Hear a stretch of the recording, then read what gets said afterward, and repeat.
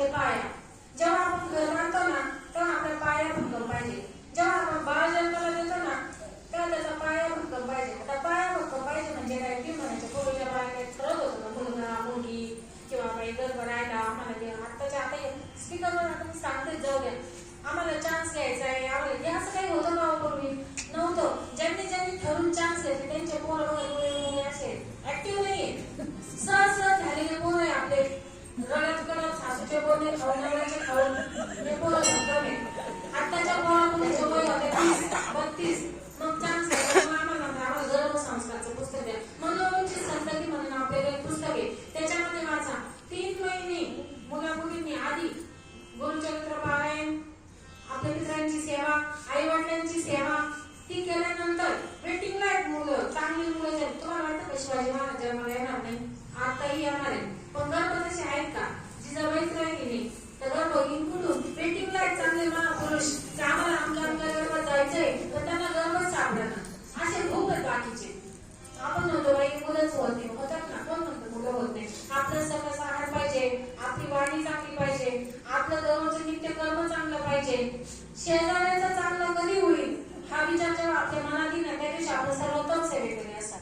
पण शेजाऱ्याला नको सांगायला तिला मीच इकडे लक्ष प्राप्तीचे कार्यक्रम करते पैसे घेऊन घ्या माझ्याकडे मी स्वतः सेवा करत नाही आणि दुसरी शेजाऱ्याला आठवण करून देते आज कोजागिरीची बोलू नाही बरं का पाना ती मला पानं आणून देते वेला आणून देते ती करते किती सोपं आहे.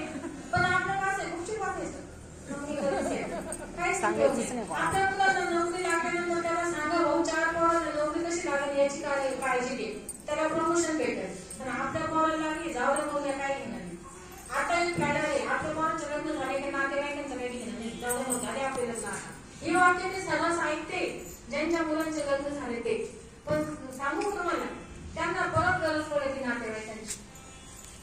कधी पण आपल्या मुलांना असं शिकव भाऊ तू पिऊ नको म्हणजे एखादा जर पिणारा मुलगा असेल तर त्याला अवश्य सांग काय सांगायचंय त्याच्या आईला सांग महादेवाच्या पिंडीवर अभिषेक कर ते तीर्थ त्या मुलाला दे आणि 4 गोष्टी समजून सांग का बाळा पिल्याने असं होणार आहे 25,000 पगार आहे तुला आणि तू पितोय 10,000ची 5,000 काय होईल. आई बापाला तर द्यायचं सोडा आता आई बापांना मदत तर नाहीच आहे बाबा तू 15,000 कमव आणि तुझं भागव बघतो. किती कंडिशन वाईट झाली आपल्या माणसांनी शून्यातून नोकऱ्या करून आई वडिलांचे कर्ज फेडून घरदार बांधून पोरांना करून ठेवले केलं का नाही. आपण बसल्यापैकी बऱ्याच जणी असे आपले पोरं काय करणार आहे. माझ्या मुलाला मी एकच सांगितलं 90% नाही पडले तर चालू भोंबाटचे तर 50 पाठ एक चांगला मुलगा म्हणून जग तर जेणेकरून तू सेवे करायचा मुलगा आहेस आणि पुण्यात गेल्यानंतर 4 जणांची दारू सोड 4 जणांना दत्ताच्या मंदिरात घेऊन जा नाही काही केलं तर एक चांगला माणूस म्हणून त्या मुलाच्या आई वडिलांना मदत करता काकू तुमचा मुलगा असा असा करतोय लक्ष द्या. कारण बरेच आई वडिलांना मुलांवर अतिविश्वास असतो आणि नाही खरं सांगू आपल्या काळाची गरज आपल्या मुलंच संपत्ती सगळ्यात. इथून पुढच्या मुलींनी ज्या मुलं जन्माला घातलेत ना तिला आधीपासून कोणी सुरू होते पहिल्या महिन्यापासून जन्मल्यापर्यंत ती 1 लाखात जाते का नाही. ज्यांनी डिलिव्हरी केलं त्यांनी सांगा 1 लाख रुपये बिल आलेले आणि मग ते 1 लाखाचं बाहेर आले होते काय कमवणार आहे हो सांगा तुम्ही. 1 लाख जरा जन्माला घातले जे आपल्या आयुष्य शिक्षणाला घातले नाही आपल्या मुलाला.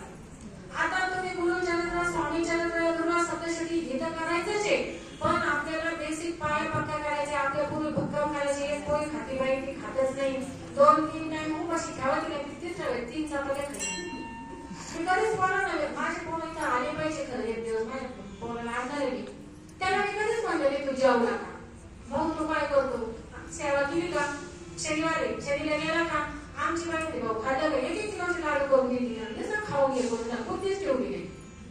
बुद्धी कशाने चांगली होती ताई कमी आहार चांगले विचार आणि चांगला आचार. जेव्हा आपला विचार चांगला राहतो ना तेव्हाच आपला वागणूक चांगली होती वर्तणूक चांगली होती. मी केलं ना माझ्या बाळांना सांगते आमच्या तर डायरेक्ट घरच घालू नका म्हणतं घालून यायचं मुलं त्या शरीर म्हणा का का बाया पाठ चेक घालून मला काय घेणे. गुरुबाबांनी सांगितलं आपला राहणीमान आपलं वागणं आपला आचार कसा असावा त्यांनी काय होतं समाजावर आपला चांगला इफेक्ट पडून जातो. आता जे इंटरव्ह्यूला जातात ते पोरं जीन पॅन्ट टी शर्ट का नाही घालत मला शिकलेले पोरं पाहिजे होते प्रिया सांग का नाही घालत. सरकारी सर्वांमध्ये जे ऑफिसर आहे ते का नाही जीन पॅन्ट टॉप घालत सर कारण प्रोफेशनल कपडे लागतात तिथं लागतात की नाही. फॉर्मल काय शिकवतो फाटलेली नाणे सलमान खानने फाटली होती म्हणून काढली आपली पोरं फाटलेली ज्या दिवशी पोरगं फाटलेली पॅन्ट घालून त्याला त्याच रात्रीने फाटलेली पॅन्ट घालून देऊ नका. तुमच्या संसार घरातून ये. पोरगी बिना ओढणीची बाहेर आई ओढणी मागं घेऊन पळाली पाहिजे, बाई ओढणी घेऊन जाय. हे ती यंदा नंतर नाही म्हणत. आमची खडणे सांगत प्रिन्सिपल एवढे सर लोणीचे, त्यांना 9 मुली आहेत, इंजिनियर झाले. त्या नवी मला फक्त 4वी शिकलेले नाही, पण त्या इतक्या त्रास द्यायच्या. त्रास म्हणजे असंच वाग तसंच वाग. त्या पोरीवरून जर्किंग घालायच्या पाहिजे सोडून. त्या बाईने कात्रीने जर ड्रेस फाडलेले का तर कोणती येत नाही म्हणून. पण आज त्या पोरी 1 नंबर क्लास पुण्यामध्ये लाखाचे पेमेंट घेतात.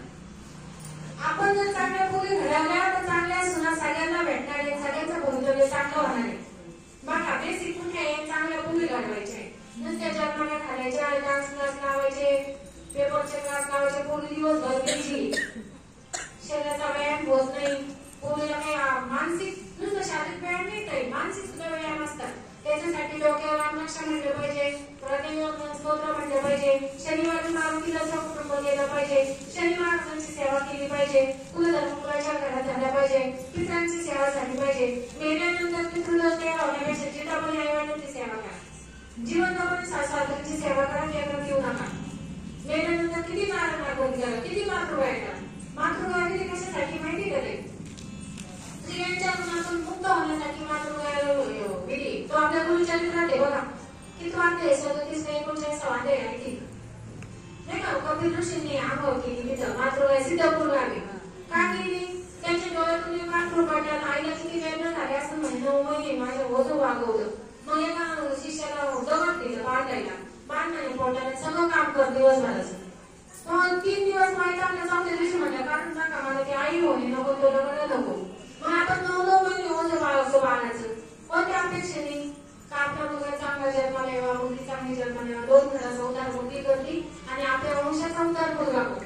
आणि आपल्याला जेव्हा मुलं होतात ते आपल्यावर ऋण असतं काही देवाचं. ज्यांना मुलं बाळ होत नाही त्यांना समजून घ्या का देवाचं आपल्यावर ऋण नाही. ज्यांना मुलं बाळ होतं ते ऋण फेडण्यासाठी येतात. काही मुलं खूप त्रास देतात, आई वडील रडायला लावतात अक्षरशः. काही मुलं इतकी सुद्धा येतात का त्यांना असं वाटतं असा मुलगा माझ्या पोटी जन्माला यावा, त्यांना आनंद असतो. हे आपलं पूर्व सुकृत आहे, आपल्या कर्मानुसार आहे साठवड्याचं. सांगायचं तात्पर्य असं आहे का आपल्या कुटुंबापासून केंद्रापर्यंत आपली सेवा आहे. ही नुसती केंद्रातील सेवा नाही, कुटुंबापासून केंद्रापर्यंत आहे. आणि आम्ही आमच्या सिनियर लोकांपासून चांगलं वाईट घेत पर्यंत आलो. त्यातून आम्हाला खूप काही चांगलं मिळालं. आता तुम्ही माझ्या हातून जर काही चुकलं असं बोलताना तर खरंच मला माफ करा. माझा उद्देश खूप चांगला असतो. बोलताना भावनेच्या भरात बोलून जातं. पण आपल्या तुमच्या माझ्या श्रेयाचे दुःख आहे म्हणून हे बोलण्याचं तात्पर्य. सेवेपेक्षा हे फार गरजेचं आहे. संध्याकाळी पण मी आज थांबणार आहे. आज थोडा दिवस येणार आहे आणि उद्यापासून आमच्या केंद्रात जाणार आहे. झालेली सेवा स्वामीच्या ज्ञापनामध्ये उद्या नवचंडी सगळ्यांनी बांगड्या घालून या, काठाबराच्या साड्या घालून या, मस्त लवकर आवडून या, जास्तीत जास्त संख्येने हजर राहा. नवचंडीच्याही सेवेत जे सहभागी होईल, ज्यांना कुलदेवतेचा कोप आहे, ज्यांना कुलदेवता माहित नाही, ज्यांना कुलदेवतेची 14 पाठ घरी होतच नाही, त्यांनी उद्या या सहभागी झाला तो कुलदेवतेचा आशीर्वाद आपल्याला लाभेल. झालेली सेवा स्वामीच्या ज्ञापनामध्ये श्री स्वामी.